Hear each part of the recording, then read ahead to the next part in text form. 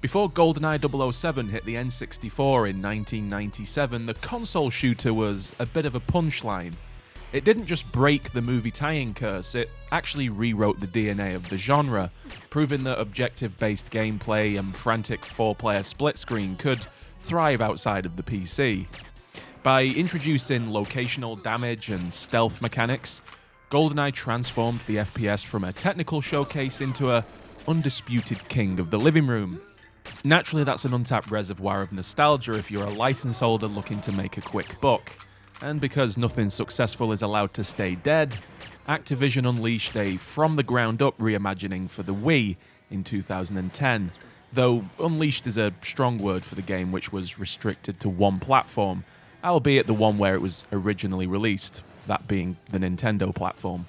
A year later, the PS3 and 360 finally got their time in the golden sun with GoldenEye 007 Reloaded. It wasn't just a port, but an entire rework of the Wii game, built on a bespoke engine, and one that, surprisingly, isn't the Call of Duty engine, despite looking, smelling, and sweating exactly like it, so bit of a misconception, that one. And I'll be honest, that kind of caught me off guard, because I'd always lumped this, Legends, and Quantum of Solace together as some sort of unholy trio of Call of Bond games, built from the recycled bones of Captain Price and whatever other dark magic powers that franchise. But no, it turns out it's a totally different engine, but considering it plays, sounds, and looks like a COD, you could even say a total conversion mod, you can't really blame me or anyone else for the confusion, and it's one of the biggest misconceptions from this era of Bond games, so definitely worth mentioning. Anyway, just so there's no confusion, I'm playing GoldenEye Reloaded on the 360, the game based on the game that came out a year before it, which was also based on the game that came out on the N64. So we already have this layer cake of games, if you will, and the only question is whether the third iteration still has the Midas touch, or if Activision was simply licensed to ill. Right then, surprising no one, Reloaded follows the same story as the film, albeit with some gamifications, if you want to call them that we all know and love from the other Bond titles, and as it turns out, Call of Duty. And no, that's not the last time I'll mention it. But before we get too deep, we need to address the elephant in the room. The fact that they've effectively just face-swapped Pierce Brosnan for Daniel Craig. If you're a purist or someone with functioning eyes, it feels a bit, odd. And it's sitting right in the uncanny valley, especially since it is Daniel Craig reprising the role and lending his voice. It doesn't stop at his face either, because the whole plot has been modernized, so you'll be taking out a smartphone throughout the story to hack shit and take pictures. The whole thing is a bit of a 1997 meets 2011 fever dream, but hey, I got the thumbnail out of it, so it isn't all that bad. Oh my god! What is that? The first mission starts with what is presumably the MI6 headquarters to introduce the game's mechanics, and I use heavy air quotes there because calling them mechanics is technically correct, but in the same way that calling yourself an engineer for playing with Lego is technically correct. It's really simple stuff. You aim, you shoot, you duck, you then aim again, and you shoot again. Toss in the standard covert obligations like opening vents, avoiding cameras, and of course, strangling the occasional guard, and you've got all the main pillars of a Bond experience. Seriously though, I actually laughed out loud at how quickly this was over and done with and how insultingly simple it all was. Did this really need to be a dedicated mission? I didn't even get to stab any fruit, and frankly, I'm still wondering if switching to my sidearm is faster than reloading. Nice. Your fruit killing skills are remarkable. Captain Price wants to see you. Now, I don't want to break down every mission because, like I said, it follows the original story for the most part, and it doesn't really change the broad strokes, just the character models and a few specific layouts and a few of the missions. So if you're familiar with the source material, you'll definitely recognize the beats, and one thing the game does actually get quite right is the variety. You'll start in Russia, hop over to Spain and have a quick holiday in the UAE, and finally fly down to Nigeria. And interestingly, Nigeria wasn't even in the original story. For some reason they replaced Cuba, and though the plot remains functionally the same, apparently in 2011 a jungle is a jungle regardless of what side of the Atlantic it's on. But since there's probably someone out there who's not familiar with the story, here, I'm gonna spoil it for you, so stop listening if you've yet to see or play GoldenEye. Bond and 006 hit a Russian base where 006 dies. I'm sure that won't come back to haunt us. From there, it's a race to stop an EMP satellite from nuking the economy. You chase a helicopter, a train, realize 006 is alive, shocker of the month, you blow up his jungle base, Bond wins, the world is saved, and we're all home in time for tea. That's essentially the story in a nutshell. It's serviceable, old, and tested, and it doesn't reinvent the wheel. It just puts some modern Daniel Craig rims on it, I suppose. And the timeline is supposedly set somewhere between Quantum of Solace and Skyfall, which doesn't really mean anything at all. It's, I suppose you could say, the Bond's lost years or something like that. But I don't think this is canon, but if it is, that's when it's set. Anyway, I think that's enough setting the scene, because you're all probably sat here wondering, well, how does it play? And I'm glad you asked. Reloaded plays almost exactly like a COD game. You see, I told you it wasn't the last time I'd say it. Despite the game having a 3-weapon limit because you're legally obligated to carry Bond's P99 at all times, you can pick up and carry 2 other firearms, and the arsenal is pretty varied. It'd take me forever to list them all, but you'll see a whole host of interesting arms, some recognisable, and some new. And actually, one of my favourite things to do was to swap weapons constantly, not just to get the achievement for getting a kill with every single one, but to keep the experience fresh, which honestly is a bit of a damning indictment of the gameplay loop. Because if I'm treating the weapon rack like some sort of buffet just to stay awake until the credits roll, something's gone a bit awry. One of my main issues with Reloaded is how flat it feels and sounds. The gunplay functionally isn't terrible. Aiming, shooting, and moving is all totally fine, but the feedback is where it all falls apart. The weapons sound, frankly, awful. They've got no weight to them whatsoever, and every single gun sounds limp and like it couldn't knock the skin off a rice pudding. And then there's the impact, or lack thereof, when you actually hit someone. There's no blood effects, and you'll see the same canned death animations over and over again. And to add insult to the lack of injury, the corpses just vanish for some reason. The whole thing feels sterile, like Bond is some sort of over-aggressive janitor trying to clean up after himself rather than a secret agent. It's really, really strange. I was genuinely aghast at how bad the feedback loop is, because it's easily one of the biggest drawbacks from the game. And like I said, the actual mechanics of moving and shooting are indeed competent. Usually that's what an FPS would get wrong, and it's almost impressive that they've nailed the hard part and then completely whiffed the part where they make it feel satisfying. It's a really bizarre disconnect. The missions have scale and set pieces and are perfectly fine on paper, but in practice it's all just a bit unexciting. You'll witness the epic dam jump or any other high-octane sequences and think, yeah, that's cool. But then you'll realise you're doing it while wielding a gun that doesn't sound like it belongs in a Hollywood blockbuster, and it makes the whole experience feel off, and for lack of a better term, completely flat. It's an impressive feat, honestly, because you can have all the explosions and mid-air plane-chasing skydives you want, but if the core feedback is limp, the spectacle just kind of evaporates, and it's almost like watching a Michael Bay film on mute while someone in the background occasionally pops some bubble wrap or something.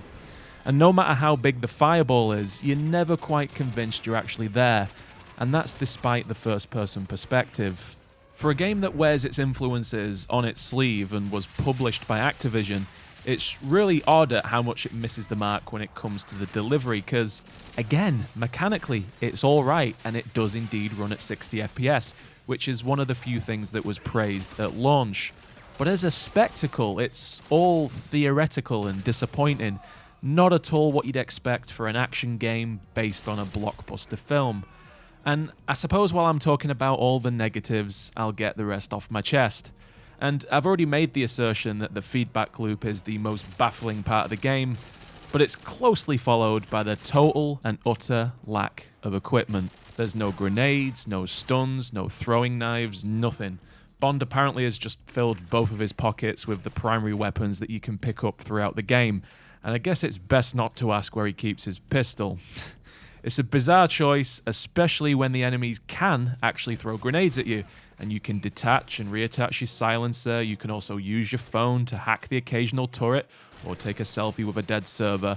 But really, that's the absolute limit of your gadgetry, and I don't particularly count the night vision goggles. In some ways, the game tries to give you agency, but in practice, your only options are indeed shooting or getting close enough to use your hands, which, by the way, feels absolutely terrible too, and you'll probably see the same few animations if you get close enough to trigger the cutscene. But if you actually miss the cutscene, you'll just sort of like lift your hand up and tap them with your gun, and then they'll fall over. Another thing which feels absolutely terrible and something that is almost like a bug, but apparently isn't.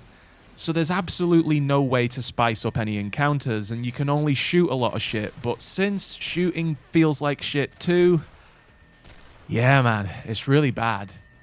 Now I realise I'm dumping a lot of negativity here, and that perhaps isn't entirely reflective in the review scores, but these are my genuine thoughts, and don't forget that this is retrospectively looking back at a game that came out in 2011. But in the interest of fairness, I will say that the game handles replayability surprisingly well. The inclusion of the MI6 missions, which are basically standalone challenge maps, does actually add some well-needed meat to the bones. Plus, the difficulty system is pretty alright. Higher settings don't just make enemies stronger, they actually add more objectives to the missions, which forces you to engage with each level rather than just sprint into the exit, which admittedly is what I ended up doing. I would say that those things are a genuine highlight, which makes it all the more tragic when you try to use stealth to complete these objectives because, well, brace yourself because stealth isn't very good either. You see, Reloaded wants you to feel like a ghost in the stealth sequence, but it equips you with a brick, because there's no equipment, there's no distraction tools, there's no laws, no nothing. Stealth essentially boils down to crouch walking behind a guy and hoping that his peripheral vision is based on dial-up. And remember those terrible melee takedowns I mentioned? That's basically the backbone of stealth as well as the pistol. You get close, press a button, and watch a clunky, canned animation play out while you pray that his mate 5 feet away just doesn't have ears. And if you do get spotted, the game doesn't just escalate, it usually just breaks. There's practically no nuance to the caution phase, and it's either complete silence or global alarm where every guard in the area knows your blood type. It's stealth by numbers, but all the numbers are zeros, which, actually when you think about it, is kind of on brand for this game. And as well, even if you do manage to keep it quiet, how are you supposed to know if you'll be spotted or not? Because all of the bodies vanish, and are you supposed to avoid killing in the line of sight or not? It's a genuine question mark, and one that I ended up just replacing with an exclamation mark and going loud, because what's the point? The game throws so many enemies at you anyway, and these encounters are just kind of pointless because they're so mechanically opaque, and as I said, you might as well just go loud. What's even weirder is how some of these quiet sections are slotted in, because you can go from shooting 100 guys in one area to finding 100 more in the next who haven't got a clue what just happened. You're telling me that these earless drones just didn't hear the localized war waged next door through that plywood door? Well, apparently not. They're just standing there, staring at walls, waiting for their turn to become the next disappearing corpse. It really makes this world-class infiltrator Bond fantasy feel more like you're visiting some sort of dim-witted wax museum, and it's, I don't know, like Madame Tussauds Blackpool or something. It's ridiculous. Now, you know what? Comparing this game to a waxwork is a little bit unfair, really, because for the most part, I think it's delivered in a graphical way pretty well. Some of the face models look pretty decent. They're obviously modeled on the actor Daniel Craig himself.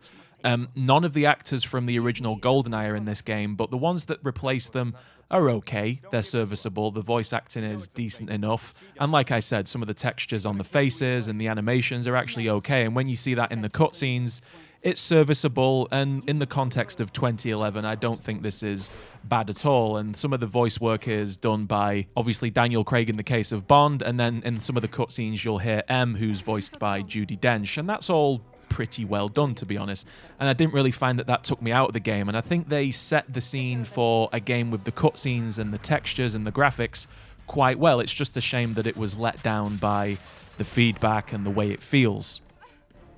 And again, I don't even hate some of the ways they've changed the missions.